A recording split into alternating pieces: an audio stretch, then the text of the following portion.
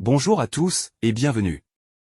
J'ai souhaité aborder aujourd'hui avec vous le cas de l'intelligence artificielle dans le domaine artistique. Si vous aimez cette vidéo, je vous invite à cliquer sur j'aime, à vous abonner à ma chaîne, et à visiter mon site internet pour plus de contenus exclusifs. Pour ceux qui souhaitent soutenir mon travail, j'apprécie votre générosité. Vous pouvez aussi ajouter des commentaires. Ceci étant, rentrons maintenant dans le cœur du sujet de cette vidéo. Le développement de l'intelligence artificielle entraîne d'âpres discussions à son égard. Elle constitue une avancée technologique indéniable, pour le meilleur selon ses admirateurs, pour le pire selon ses détracteurs. Les propos portent sur les domaines les plus divers dans lesquels l'intelligence artificielle peut s'appliquer. Je souhaiterais présentement approfondir la discussion sur le domaine artistique, plus précisément la création écrite et musicale, où les reproches consistent en substance à dire que la création par l'intelligence artificielle ne serait pas celle d'un auteur véritable. Il y aurait ainsi une tromperie du consommateur, celui-ci serait abusé. Il penserait que la création viendrait de la personne qui se prétend être l'auteur de l'œuvre alors qu'il n'en est rien, cette création ayant été faite par l'intelligence artificielle. Dans le domaine littéraire, la création d'un livre par une personne autre que son prétendu auteur officiel n'est pas une nouveauté. Le phénomène des écrivains fantômes est une réalité depuis de nombreuses décades. Dans ce cadre, celui sous le nom duquel le livre est publié n'est pas son auteur véritable.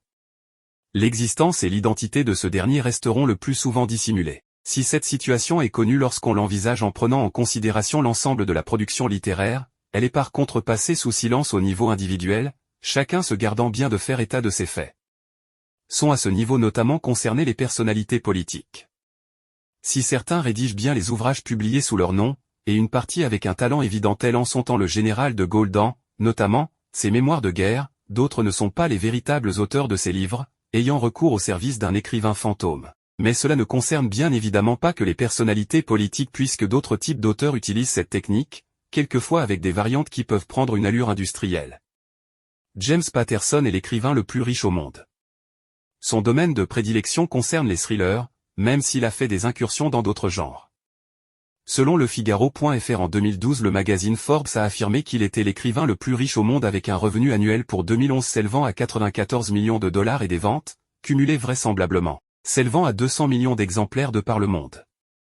En 2016, ses livres lui rapportaient 269 millions de dollars, précise le Figaro.fr dans un autre article.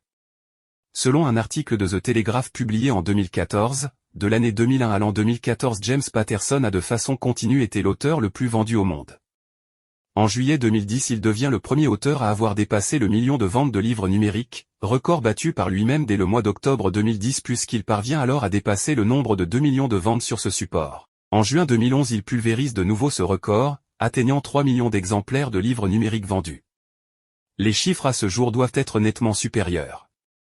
La masse de ses fans est sans doute encore plus importante que ces chiffres puisqu'aux lecteurs qui achètent des livres neufs il faut ajouter ceux qui font l'acquisition de livres d'occasion ou qui sont abonnés à des bibliothèques. Mais James Patterson n'écrit pas ses livres, ou, pour être plus exact, il n'écrit plus ses livres car une évolution s'est produite au fil du temps. En effet, selon le Figaro.fr, James Patterson s'est progressivement entouré d'un personnel composé d'une vingtaine de personnes. Cette équipe rédige quantité d'ouvrages pour lui, son travail personnel portant essentiellement sur la fourniture d'un synopsis. Je tire 3 enseignements de la méthode de travail de James Patterson. Le premier enseignement réside dans le fait que James Patterson applique ainsi une des leçons que Napoléon il expose dans son livre intitulé « Réfléchissez et devenez riche ». Il a constitué un cerveau collectif qui comprend le sien et celui des personnes qui travaillent pour lui pour la rédaction des ouvrages. C'est ce cerveau collectif qui lui permet d'atteindre son objectif visant à publier une quantité industrielle d'ouvrages pour atteindre la richesse. Le second enseignement réside dans la comparaison de la situation et de la méthode de travail de James Patterson avec l'apport de l'intelligence artificielle dans le domaine de l'écriture. Il y a une grande similitude. James Patterson publie des ouvrages qui ne sont pas de lui, sans que cela ne semble émouvoir grand monde, pire avec l'adhésion du plus grand nombre, et l'intelligence artificielle permet de parvenir au même résultat d'une façon similaire. Je ne vois là aucune distinction entre ces deux situations et je ne comprends pas pourquoi ce qui serait noble et estimable dans le premier cas deviendrait immonde dans le second, les seules considérations pouvant alors être purement idéologiques voire une volonté de défendre sa boutique, puisque bon nombre d'auteurs sont confrontés à une crainte de perdre des parts de marché. Le troisième enseignement réside dans le fait qu'avec l'intelligence artificielle nous pouvons tous disposer d'un cerveau collectif conformément aux leçons de Napoléon Hill. Nous pouvons améliorer nos compétences dans les domaines les plus divers. Cela peut passer par une application brutale de l'intelligence artificielle, en lui demandant simplement d'exécuter une tâche bien précise, mais on peut aussi faire œuvre d'une application plus fine, en raisonnant avec l'intelligence artificielle, en discutant avec elle, en faisant évoluer notre réflexion et nos analyses, à l'instar de ce que l'on pourrait faire avec un groupe de personnes. Dans le domaine musical, le développement de l'intelligence artificielle est également critiqué. Pourtant dans ce domaine aussi la réalité est travestie de longue date, dans des proportions bien pires qu'au niveau littéraire. Les musiciens connus qui chantent ou jouent des titres qui ne sont pas d'eux est incalculable tant ils sont légion. Cela peut transparaître lorsque les œuvres musicales sont sur un support physique avec un livret détaillant le nom des auteurs réels, mais le plus souvent le public n'est pas au courant de cette situation. Sans ignorer les nombreux cas de plagiat ni le fait que l'industrie musicale tourne dans son immense majorité autour des fameux 4 accords magiques, bien qu'en réalité si on veut être précis il faudrait plutôt parler d'une progression magique permettant d'obtenir 4 accords qui sonnent agréablement aux oreilles des individus. Je souhaite aborder le cas des personnes qui sous-traitent la création musicale à des musiciens. David Guetta est le cas typique. Très connu au point d'avoir été considéré comme le DJ numéro 1 au monde, celui-ci, à l'instar de James Patterson dans le domaine littéraire, s'inscrit dans un phénomène d'industrialisation et de vente sous son nom d'œuvre dont il n'est fréquemment pas l'auteur réel, celle-ci étant le fruit de travail d'autres DJ, en particulier celui de Joachim Garraud. Plus qu'un musicien, David Guetta est un producteur et une marque. Certains styles musicaux semblent d'ailleurs plus enclins que d'autres à l'emprunt de travail d'autres personnes.